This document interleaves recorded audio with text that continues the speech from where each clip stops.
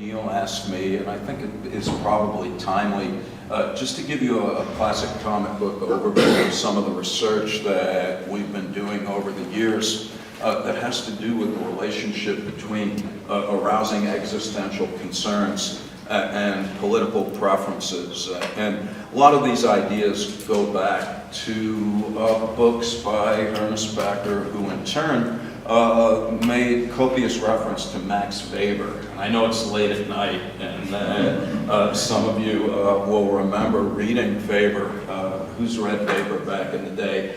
Non-pharmacological intervention for insomnia, to be sure. As Becker reminds us, some profoundly important ideas, and it was Max Weber at the beginning of the 20th century who talked about how in times of historical upheaval that people become, or at least some people, are apt to become attracted to a certain kind of leader. Weber called them charismatic leaders that they might not otherwise be particularly enthusiastic about. And Weber defined a charismatic leader as someone who declares him or herself as divinely ordained to rid the world of evil. And if they don't declare themselves as such, then their adherents typically do.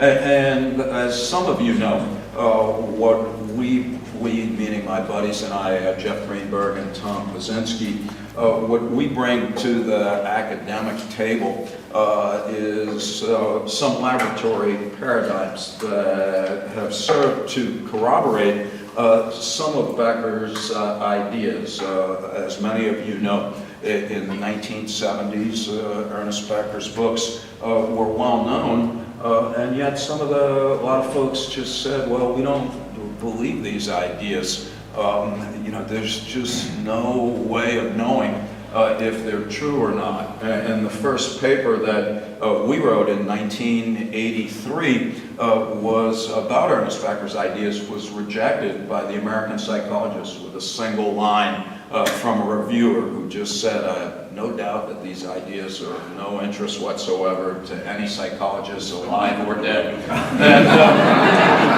And we thought that was encouraging. And what that it inspired us to do is to see if we could develop some simple laboratory paradigms that would serve to provide evidence in the traditional scientific sense of the word. It was never intended to exhaust the scope of inquiry about these ideas, but rather to complement all of the other disciplines that had converged on the notion that the uniquely human concern about mortality influences a wide range of human behaviors, particularly when we're unaware of the fact that death is on our minds. And our experiments are very, very simple, and the logic of them is very straightforward, and it goes as follows. If your beliefs about the nature of reality serve some kind of death-denying function, we realized, then what would happen if we reminded people of their mortality? And there's a number of ways to do that. We can ask people to just answer a little question. Well, what do you think the thoughts of your own death arouse in you? Sometimes we show people gory pictures of automobile accidents. Sometimes we stop them outside, either in front of a funeral parlor or a grocery store. Other times, we flash the word death on a computer screen so fast, 28 milliseconds, that you don't even know that anything is on your mind. And all of these different ways of making mortality salient, as we call it, has demonstrable effects, and often rather profound ones, on just a host of human affairs. And we got to thinking about Max Weber and Ernest Becker's take on Weber's ideas right after the events of September 11th, 2001. And I think most of the folks that are here today will remember probably where you were at that time. It's one of these moments, the older one. Am I screwing up? No, your mic fell off. Oh, fuck. Bad. How's that? You need to start over now. Yeah. I'm not gonna, which mic is this one though? It's the one that makes sure the video records. Okay. Sorry. All right, anyway.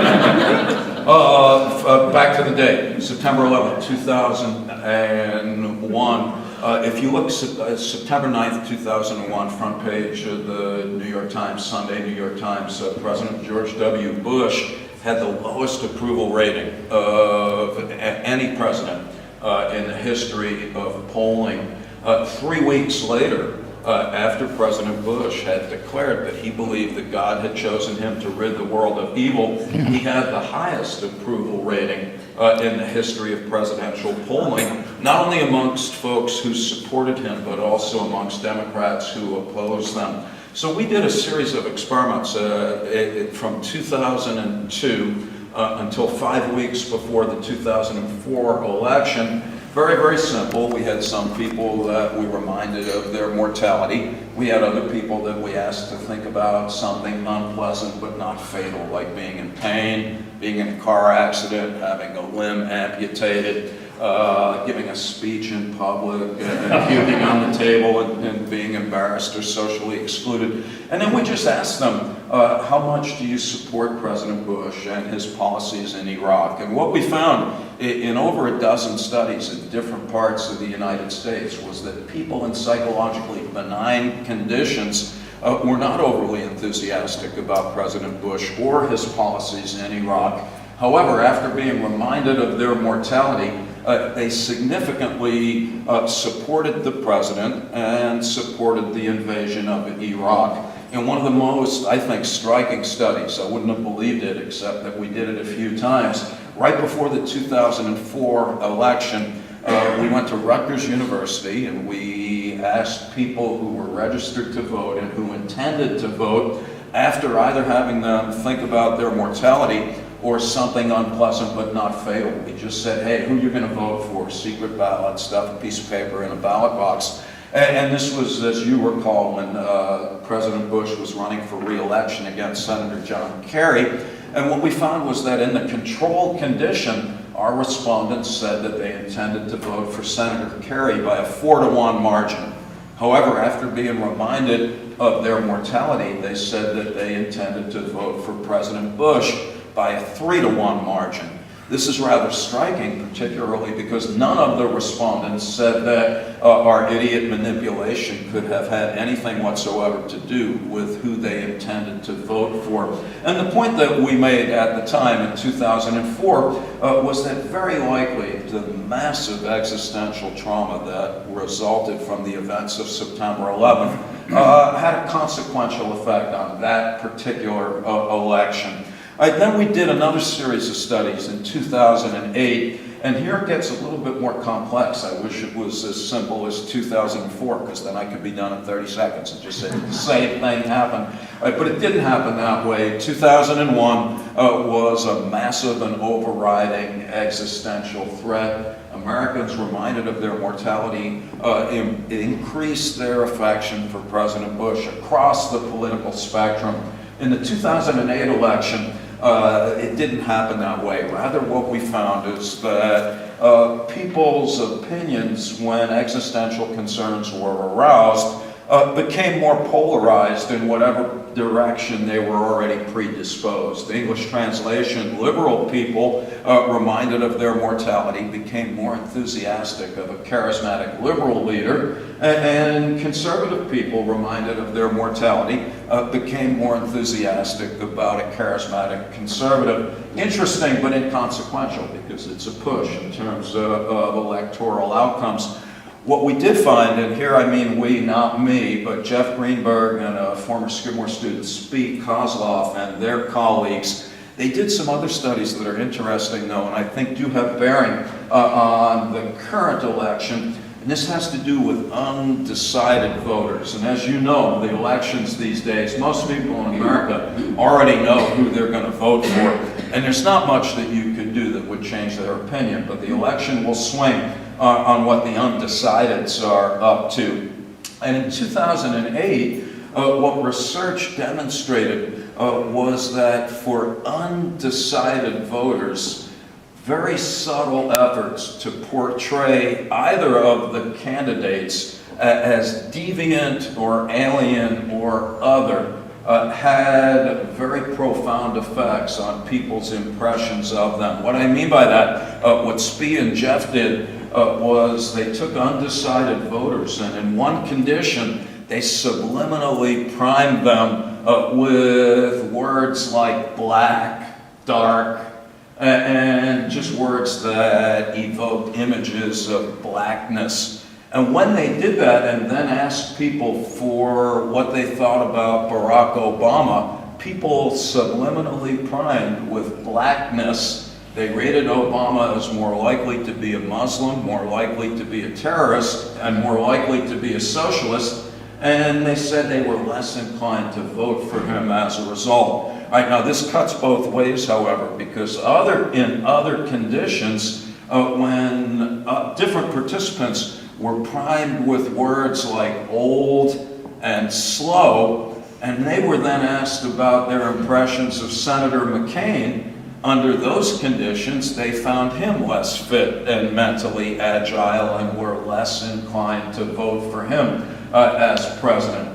I don't know if what I said just makes sense because it's at the end of a long night, but the point is that what we think happens here is that particularly for undecided voters, when we can portray someone as an outsider, as an alien, as the all-encompassing repository of evil, the eradication of which would make life on earth as it is in heaven, and then arouse existential concerns, that's a good way to get undecided people leaning in different directions. And it's not my purpose tonight to advocate for one candidate or another in this election, except to note that it's tremendously significant. It's a psychological fork in the road, and I think everybody should at least think seriously about what direction we'd like to see the country move in. I would just submit that the same things are happening now on both sides, although we could not argue, but we can have civil disagreements about which side's doing it better. But I think each side is going to great lengths to portray the candidates that they're not enthusiastic about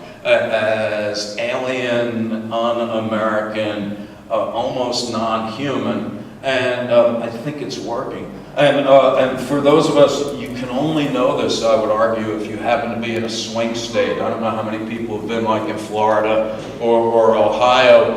Any state that's already decided seems pretty normal, but the swing states are like Stephen King meets Ingmar Bergman. In terms of, I'm just checking my stocks real quickly. I gotta get a watch someday. But anyway,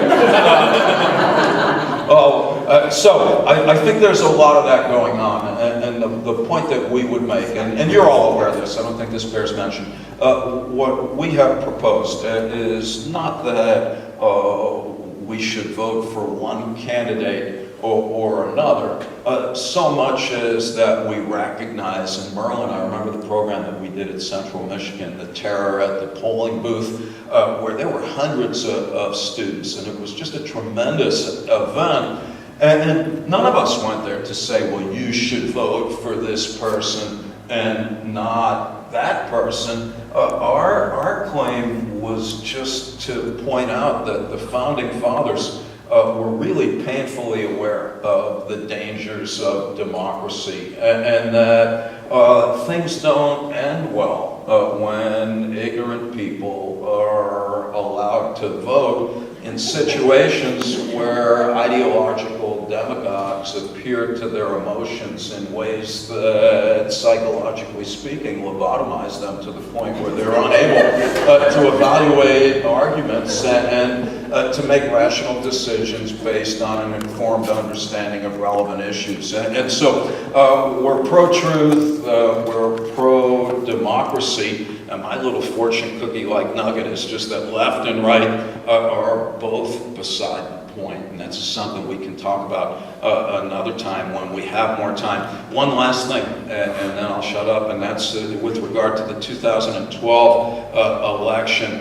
We haven't done the studies that I think bear on the role of existential concerns for particular preferences for either candidates. We're just now conducting, so I have nothing to report, but we have done a round of studies that I was telling Neil about earlier today, Neil and Lee, at lunch, and it has to do with what I think for many of us is obvious, and that's how existential concerns are being used in North America to engender anti-Islamic sentiment. Who's seen just things in the paper, Michelle Bachmann, Islamic terrorists are taking over the State Department and so on. And we've just finished a series of experiments, and a lot of you will remember the controversies surrounding the so-called Ground Zero Mosque in a couple of blocks from the former site of the World Trade Center. Well, what we found is that New Yorkers, particularly people who live in the neighborhood, we just asked them,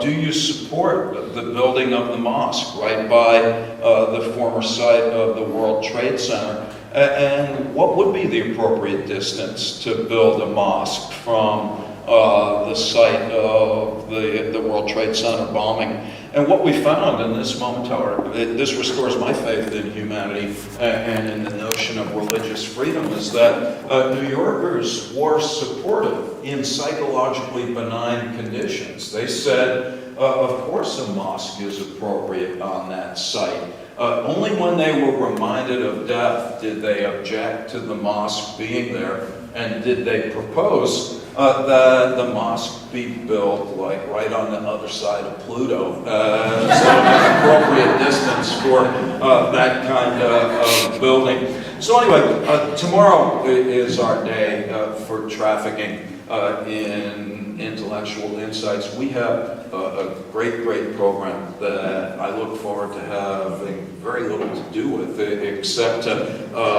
blubber a little bit about the outset and to talk about Ernest Becker's Lost Science of Man, one of my favorite early books, really just a way of getting us going, because we just have a stellar assortment of scholars from a host of academic disciplines from a variety of world-class institutions. And so I hope I haven't annoyed you too much by telling you a bit about experiments, but rather just whet your appetite for what I expect to be just a robust and substantial program where we will have plenty of time to talk to and with each other. So I look forward to that. I think that's it. Thank you.